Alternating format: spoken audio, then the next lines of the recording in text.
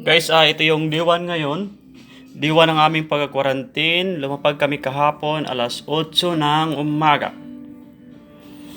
Sobra guys, yung proseso kahapon. Pagtapos ng swab test, antay kami sa bus, papunta sa hotel.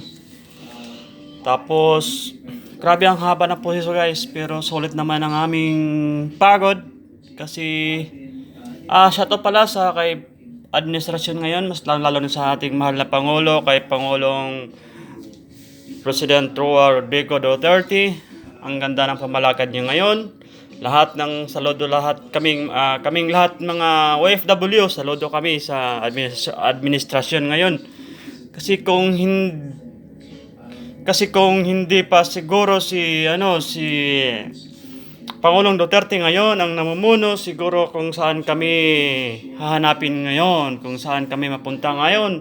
At tapos pa, binigyan pa kami ng magandang tulugan. Lalo na itong hotel na to. Ito yung room ko guys, pakita ko sa inyo. Cheng cheng, kakalat guys, sisa na guys, sobrang kalat. Ito, may libre lahat yan. At ito pa, sobrang kalat guys, sisa na. Oo, sobrang kalat guys. O natin yung yan. Ito guys. Kapit tayo guys. Ito, sobrang kalat guys, sisa na. Itong room ng, andito pala kami sa Savoy Hotel. Shout out pala sa Savoy Hotel. Okay guys, so guys, maraming salamat sa iyong panonood. Don't forget, subscribe and share it and like it, guys. Malapit na tayo sa Terminal 3 guys. Yan, Terminal 3 na yan. Yan, Terminal 3. By the way guys, alam nyo guys, ngayon is MECQ, naka-lockdown yung buong Manila, kaya hindi masyadong traffic. So, wala mga jeepney, ito lang mga private car ang dumadaan. Yeah guys, Yan. Video natin yan para makita nyo guys.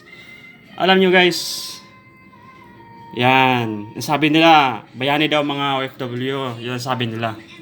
Sa top pala kay Pangulong